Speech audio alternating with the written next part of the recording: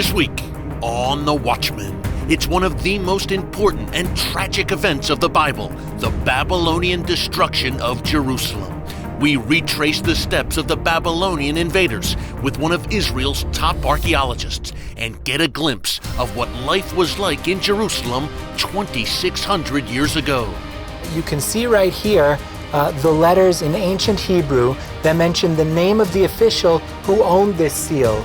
And this seal would have been on his ring. You can see the hole running through. And he would have stamped those pieces of clay with his name. Plus, it was a major city and fortress during the time of Moses, up until the Babylonian invasion. We journeyed to the ancient ruins of Tel Arad to see why it played such a pivotal role during Old Testament times. It's The Watchman. It's Christians United for Israel, only on TBN.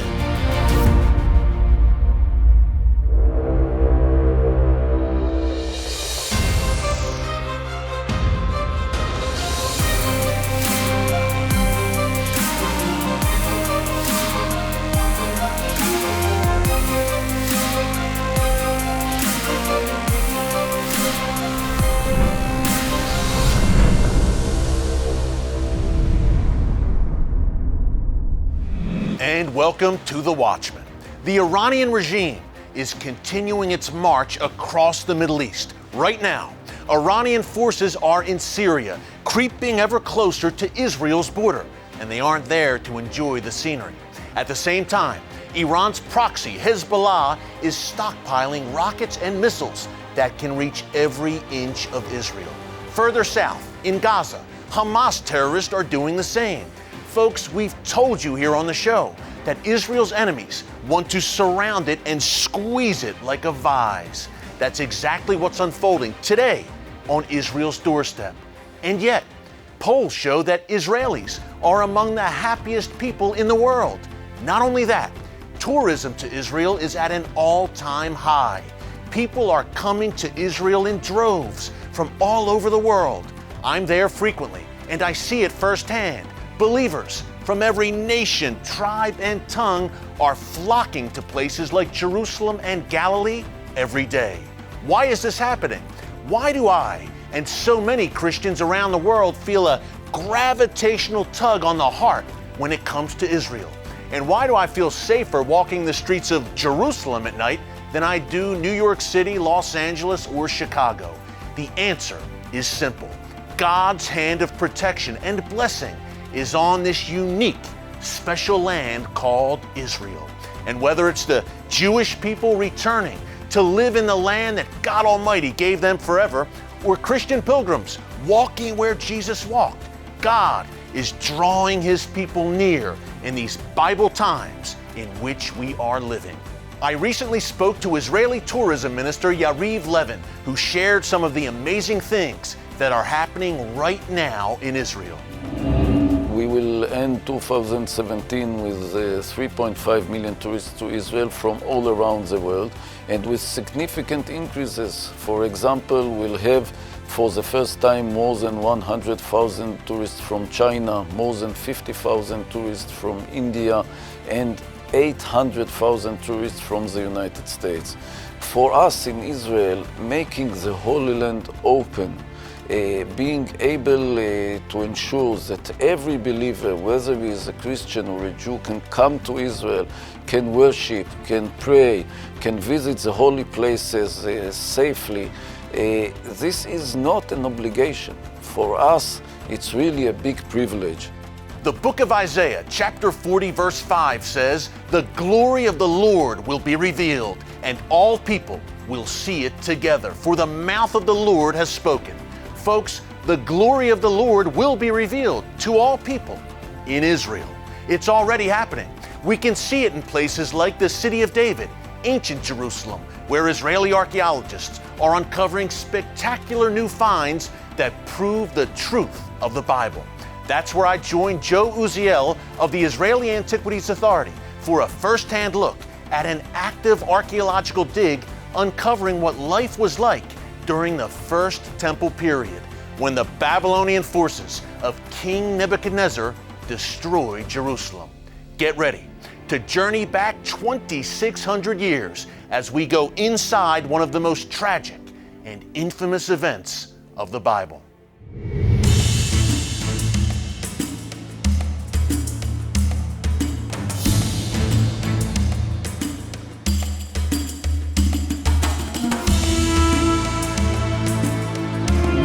Joe, it's hard for me to believe where we are standing right now, 2,600 years old, the remains of possibly a home during the first temple period. Tell us about it.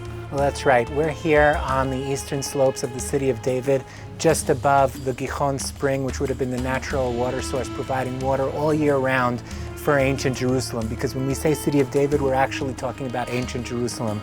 And in the excavations that the Israel Antiquities Authority has been conducting here, we've exposed remains of several buildings that were destroyed in the Babylonian destruction in 586 BC. If we crouch down for a second, we can actually take a look at, right behind me is one of the walls of the room, and right behind you is the other wall right there. And right in between them, you can see the remains, first of all, of smashed jars. And you see all these little bits of black in the soil. Those are actually bits of wooden pieces, possibly of wooden beams, that held the roof up of this room or the floor of the room above it, because there was probably another room. Yeah, now we don't know if this was a private residence or a business, not quite sure. Or... It's not really sure, we're not sure 100%. This specific area was probably used for storage because we found here about 10 to 12 storage jars in a very, very small space. Yeah, and as you said, you can see the pottery right here. Exactly, and if you take a close look here, it's a little bit hard to see, but you can see a sort of round, sort of like donut-shaped feature. Right there, well, that's what we call a loom weight. So a string would have been tied in the middle of the hole of the donut, and it would have hung on a beam, and it was used to weave clothing. And so we're getting a picture of daily life here, the moments before the Babylonians destroyed Jerusalem. Yeah, and Joe, talk about that for a second. Daily life here was violently disrupted with that Babylonian invasion, a brutal invasion, the destruction of Jerusalem. Talk about that just a little bit if you can. Here, we're catching a snapshot of the final moments, and within those final moments, we find the vessels that they used to cook food, the things that they used to store food in, the plates that they ate from, and little things from around the home. We have some jewelry, we have some actually very interesting small figurines, which is interesting because biblically we of course know that you're not allowed to use idols, right? These were pagan, yeah, of course. But what we know of Jerusalem in the First Temple period is that every home basically had one of these figurines. And so they weren't exactly keeping with the letter of the law at that time. Yeah, and then comes King Nebuchadnezzar, his hordes from Babylon. And as you said, life just disrupted. People were going about their daily lives, and all of a sudden the barbarians are at the gates, quite literally, in the form of the Babylonians. People probably left their belongings behind and ran for their lives. Exactly. Now, one of the things that we're doing actually in archaeology is that we're trying to expand our toolbox. Excavations in Jerusalem have been going on for about 150 years. And one of the things as an archaeologist who's working in today's day and age that I ask myself is, what can we learn that's new that hasn't been already said? Myself and my partner, Tal Khalaf, integrated into this excavation with the help of the City of David and the Israel Antiquities Authority new methods in order to collect new types of data. So for example, we keep all the dirt and we sift it using wet sifting. Yeah. And then we can collect very, very small finds, and we can analyze the types of foods they were eating, their administrative system, and we'll talk about that a little bit later. But down to every minute detail. Let's take a look at those in another one of these rooms from the late First Temple period. Let's go, Joe, lead the way.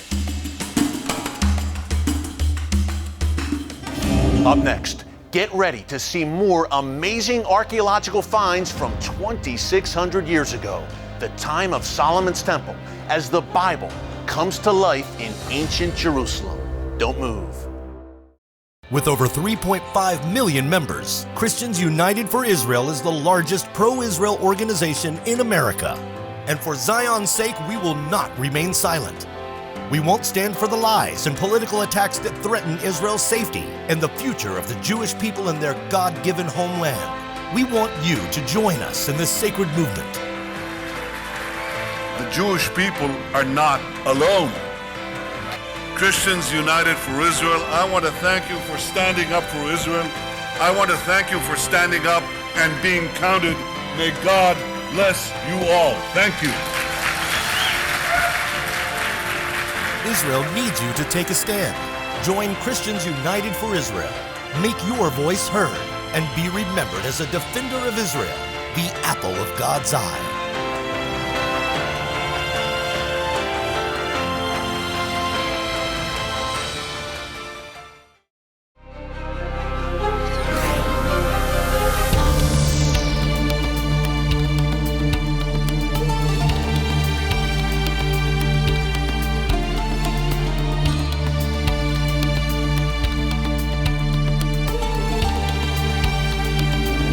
Joe, we're talking First Temple period, Babylonian destruction of Jerusalem. In the last building, you mentioned bureaucracy, and that has a link to where we are standing right now.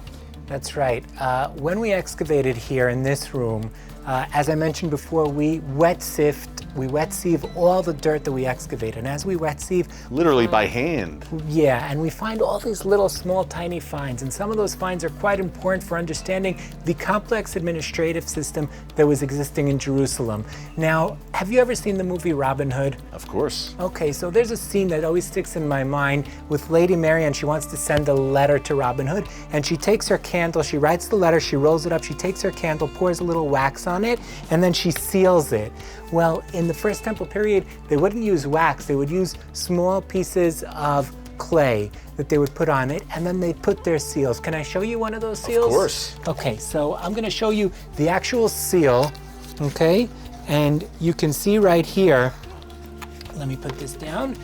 You can see right here the letters in ancient Hebrew that mention the name of the official who owned this seal. And this seal would have been on his ring. You can see the hole running through.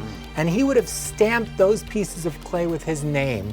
Now I want to show you... 2,600-year-old. This is the original from 2,600 years ago, Joe. That's right. Unbelievable. First Temple period times, perhaps King Hezekiah sometime around that period, and you're holding it in your hand right here. That's right. Amazing. Okay, now I want to show you one of the actual sealings, those pieces of clay with the names.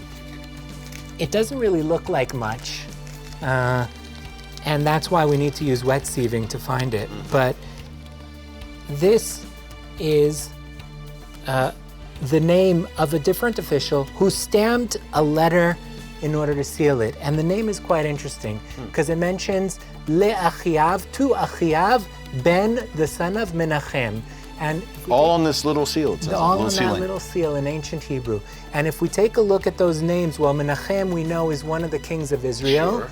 And Achiav isn't known from the Bible, but the name Achav, which has the same meaning, is known from the Bible. It's the same name, and Achav, Ahab, of course. The infamous King Ahab, of course. Exactly. Not a very well-loved individual in the eyes of the Bible. For sure. But apparently, people were still naming their children with that name, as we see on this seal. Now, a couple of other things I mentioned before. First of all, we said that they weren't very good at keeping to the laws. No, they were not. So let me show you something that I think really puts that into perspective. Of course. Yeah, and when you talk about that sieving, Joe, just so people know, it's very tedious work, I guess you would say. There's mounds of ancient soil and dirt you're going through by hand, but man, you're finding some real gems, stuff like you have in your hand right now. Exactly. You see the little idol here. It's basically a little figurine or a little idol made of bone of a woman with very, very delicately made. First of all, if we put the biblical prohibition aside, I mean, the workmanship on this is incredible. Intricate. And this is a pagan deity, a pagan goddess. Exactly.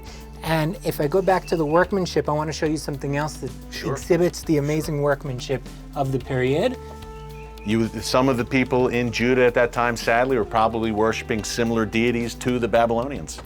And here we have another piece of bone that was worked into a pendant. You can see the hole there for hanging the pendant on a necklace. So this is like an ancient 2,600-year-old necklace. That's right. And this shocked, wow, Joe, this is really, really well preserved. That's right.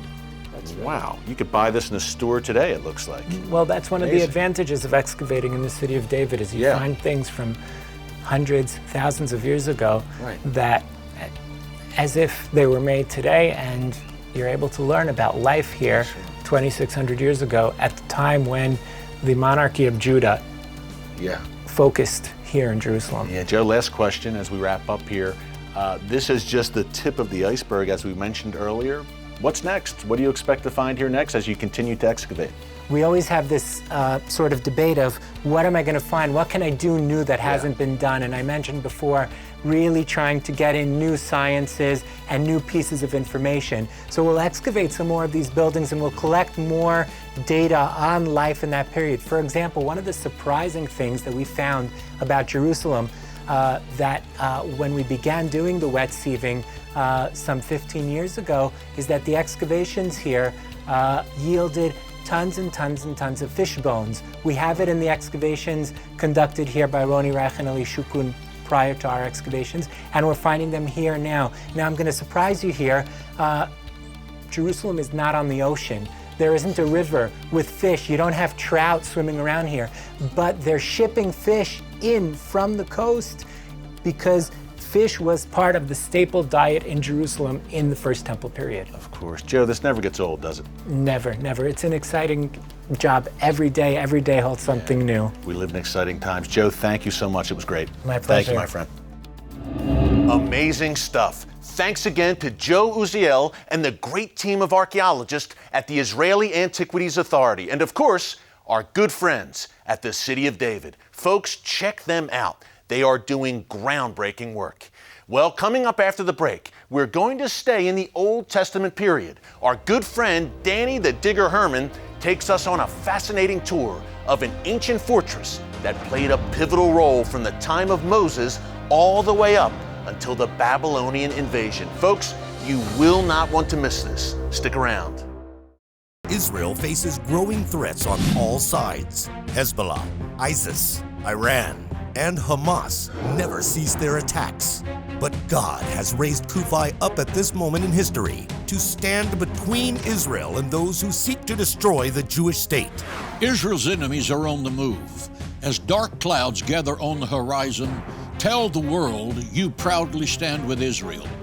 Be a courageous voice for biblical unity and moral clarity when you join Christians United for Israel. Show your love for the people of Zion with this beautiful symbol of unending support for Israel. Wear the pin and join Kufi, a movement of over 3.5 million defenders of Israel. Call the number on your screen or visit kufi.org/pin to receive your free pin that will show your proud support for the special bond between Israel and America.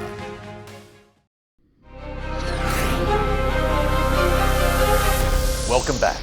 The ancient ruins of Tel Arad in Israel's Negev desert cover much of the Old Testament story, from the time when the Israelites entered the Promised Land up until it was destroyed by the Babylonian forces of King Nebuchadnezzar. Tel Arad was a major city and fortress. Our good friend, renowned Israeli archaeologist and tour guide Danny the Digger Herman took us there recently for an incredible walk through the pages of the Old Testament. Take a look. 40 years of sojourning through the desert are about to be complete. The Promised Land is finally at reach. And yet as the Israelites advance, yearning to enter and dwell and settle the Promised Land, this site of Tel Arad will become an obstacle they could not overcome. These walls that are still visible to this day, thousands of years ago stood much higher and were part of a massive city of the Canaanites. The book of Numbers in chapter 21 tells us, When the Canaanite king of Arad, who lived in the Negev, heard that Israel was coming along the road of Atarim, he attacked the Israelites and captured some of them. Then Israel made this vow to the Lord: if you will deliver these people into our hands, we will totally destroy their cities. The Lord listened to Israel's plea and gave the Canaanites over to them. Supposedly, this battle ended with a clear Israelite victory. However, the next sentence tells us of the Israelites making kind of a big U-turn, returning to the desert, crossing the Red Sea, and finally entering the Promised Land against Jericho. Tel Arad plays a major role as an archaeological site validating biblical narratives from both the time of the Exodus and the Israelite kingdom. An Israeli expedition led by Professor Ruth Amiran has excavated the lower part of Arad for over 20 years, uncovering one of the best examples for urban planning from Canaanite times. But the upper city of Arad proved to be rebuilt in the following period by the Israelites, when a set of fortresses were created to protect the Judean kingdom against its neighboring Edomites and Moabites. And the last fortress proved to bear documents, letters sent to the commander, Eliashiv, warning him against those enemies. These remarkable remains of the Israelite fortress of Arad were uncovered by another reputed Israeli archaeologist, Professor Yohanan Aharoni. In its southern wing, he found what may have been the headquarters of the fortress, where he uncovered documents, inscribed pottery shards with instructions to the local commander, whose name was Eliashiv. Some were still readable, and they contained orders to supply troops in the area, and one of the letters was warning him of the advancing Edomites. What a dramatic discovery relating to the last stages of the Judean kingdom before the Babylonian destruction, before the conquest of Jerusalem and the exile of the Jews. But Yadin made another sensational discovery on the other side of this fortress in its northern western wing, a temple. A temple? Shouldn't there be only one temple in Jerusalem? Let's take a closer look.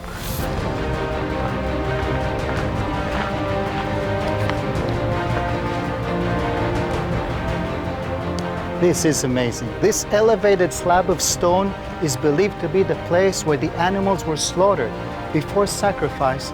Everything in front of the Holy of Holies of this building, where two altars are in the shrine where a standing stone can still be seen. This was all a Judean worship center. How could that have been? Well, according to Aharoni, until the reform of Hezekiah, indeed, the Israelites were sometimes worshiping other gods. Just read Isaiah and Jeremiah. They constantly speak against the worship of Baal and Asherah, and domestic local shrines were found also even in Jerusalem. But Hezekiah the king and later Josiah demolished all of these high places and broke down the pillars, and this shrine too went out of use. The site of Arad and its discoveries present truly dramatic finds that illustrate the biblical narrative, and from what a wide range of time, from the book of Numbers to the book of Chronicles. This is a must visit for anyone coming to Israel. Thanks again to Watchman contributor Danny the Digger Herman for that amazing tour of Tel Arad. You can schedule an Israel tour with Danny by visiting his website, which you see there on your screen. Well, coming up after the break, my final thoughts on what all of these archaeological discoveries mean for Israel and for you. It's the Watchman. It's Christians United for Israel, only right here on TBN. In 2017, we made Israel stronger and her people safer. 500,000 new defenders of Israel took their place as watchmen on the walls of Jerusalem. Because of you, we transformed hundreds of pastors, students, and millennial leaders into passionate defenders of Israel through Kufi Israel trips. We shared Israel's story with over 1.7 million people daily on social media. Kufi members passed historic anti-BDS legislation in Texas and in Nevada. Tens of thousands of Kufi members helped Ambassador David Friedman win his Senate confirmation battle. Kufi leadership met with Vice President Mike Pence and President Donald Trump in the White House. 5,000 CUFI members spoke up for Zion's sake at the Washington, D.C. summit. Now, get ready for 2018. We're just getting started.